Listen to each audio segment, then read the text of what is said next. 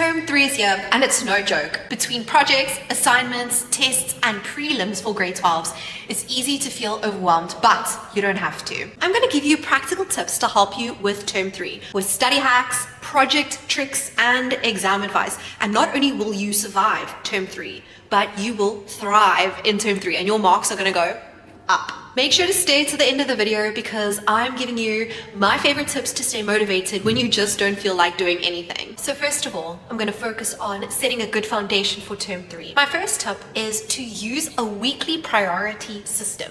So instead of long, overwhelming to-do lists that you can never get to and then you feel bad about not getting to it, I want you to choose your top 3 academic goals for the week. So for example, these could be my top 3 academic goals. It doesn't mean that I don't have other things to do. It just means that I want to make sure that I get these 3 done by the end of the week, and you can dedicate time each day to doing it, but you're not putting pressure on yourself like on Monday, I need to write a rough of my English essay, because if you don't achieve that goal, you will feel sad and you will feel unaccomplished, and that sets you up for a cycle where you continue to feel sad, unaccomplished, stressed, and you see where I'm going with this. Then tip 2 is I want you to use a visual planner to plan out your projects, assignments, and test dates. Seeing it all written out may make it feel less overwhelming. You might think it will do the opposite, but sometimes if you think, oh my word, I have an English oral and a business project and I need to make bio notes, I need to study for my maths test coming up, it sounds very overwhelming. But when you plan it out nicely on a calendar or maybe something else like a visual diagram, you'll see, okay, wait, the maths test is only 3 weeks away. The business project is a week away and I have time. It puts things into perspective, and it also helps you prioritize what you need to focus on first, what requires your immediate attention versus what you can work on day by day, but it's not as urgent. Then my next set of tips is how to nail your Term 3 projects or assignments. My first tip is to start with the rubric. People underestimate how important a rubric is in projects. Your teachers literally mark off of the rubric. So you're aiming to get the maximum amount of marks possible. So look at your rubric. It's usually divided into different rows for each different criteria and then different columns to represent the different marks that you can get. You want to aim for the best marks possible. So for example, maybe you get criteria for content. Okay, how do you structure your essay or your presentation, presentation itself? So how neat is it? Look at the last row because that's what we're aiming for, the highest marks. Look at what the teacher is exactly looking for, and don't waste your time doing things that is not reflected on the rubric. And if you're not sure, check with your teacher. Then you're going to break up your task, project, essay, oral, whatever it is, into mini deadlines. So you know your oral or your project is due in 2 weeks from now. I don't want you to focus on that final due date, but rather break it up into manageable pieces and create due dates for each of those pieces. So for example, I'm doing a research project. My first step is to do research. So give yourself a date to do research by, maybe 3 days or 4 days from now. Then all you focus on in that time is not planning, it's not doing a draft, it's not gathering the materials for your poster or whatever. It's literally doing research. Then you can set your second date for your draft. Maybe that's the actual physical written content that you're putting on your poster or putting in your assignments or for your oral. Then another date for the draft, and then your final date for your hand-in. So you have to break it down and make it more manageable. You can't think of it as one looming thing in the future. If you want something that can help you make a presentation, PowerPoint, or even notes to study with in literally 10 seconds, I've got something for you. It's called Gamma Apps. It is a program that uses AI to create slide decks, basically like a presentation for you. All I do is I click Create New.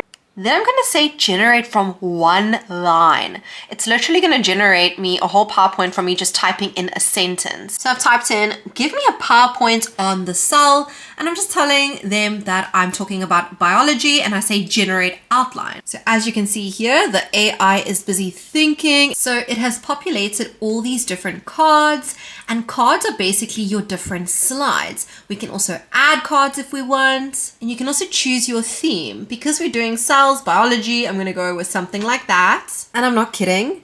This AI literally makes the PowerPoint in, I don't know, not even 10 seconds. Okay, it's made the most aesthetically pleasing PowerPoint or deck of cards that I've ever seen. So beautiful. You can also edit on these slides. If you don't like something, you can add and remove. You can take images that Gamma has added for you and ask the AI to do certain things with the images, such as, for example, make it more detailed, or maybe adding labels for you if that's what you want. So here you can see how they've enhanced some of the details on the image. As you saw when I used Gamma, presentation, how pretty it looks, how nice and neat and aesthetically pleasing it looks, does make a difference. It's easy marks. Even if it's not specifically stated in the rubric, a nicely presented project will always catch the teacher's attention. And for projects and assignments, this is such an underrated thing, but ask your teacher for help based on your first draft. Now, this does mean that you have to plan well and you have to get a first draft done ahead of schedule, which is why breaking it down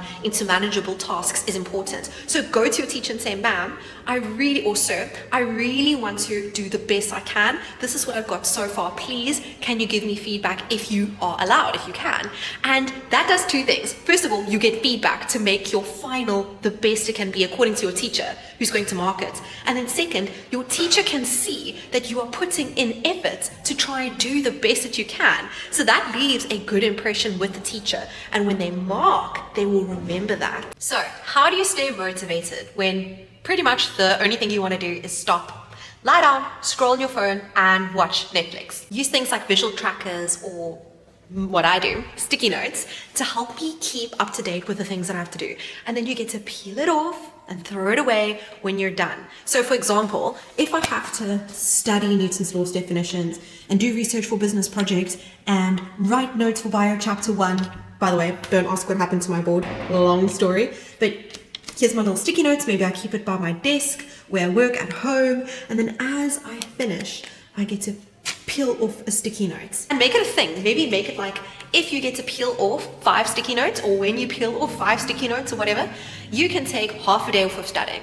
Half a day, guilt-free. Have a study vibe, like a ritual, something that makes you kind of look forward to studying. So say, okay, when I study, and it's winter now, so this makes sense, I'm gonna make myself a hot water bottle, get all warm and comfy, put on my favorite hoodie, and make myself a cup of tea, or coffee, if you prefer. And maybe you have a playlist that kind of gets you in the study mode or the study vibe. So something that signals to your brain, okay, it's time to study. What I did in school that really helped me is make sure that it's all about balance. So I would say to myself, okay, I cannot go out with my friends tonight, if it's a Friday night, if on Tuesday, Wednesday, and Thursday, I don't dedicate X amount of hours to study. I need to do that in order to have fun. So having something to look forward to as a reward really, really helps. And whether that is going out with your friends or eating your favorite chocolate or binge watching your favorite show, say to yourself, I'll binge watch my new favorite show on Friday and Saturday if I dedicate X amount of hours to studying. Remember, term 3 should not be about perfection, just consistency. So show up, use what you have, do what you can do, and just strive to be better than who you were or what you did yesterday. So which tip are you going to try first? If you have any other study tips you'd like to share with us, let us know in the comments down below. Don't forget to subscribe and like this video if you learned something or if anything that I said helped you or motivated you. And I can't wait to see you in many more videos this term.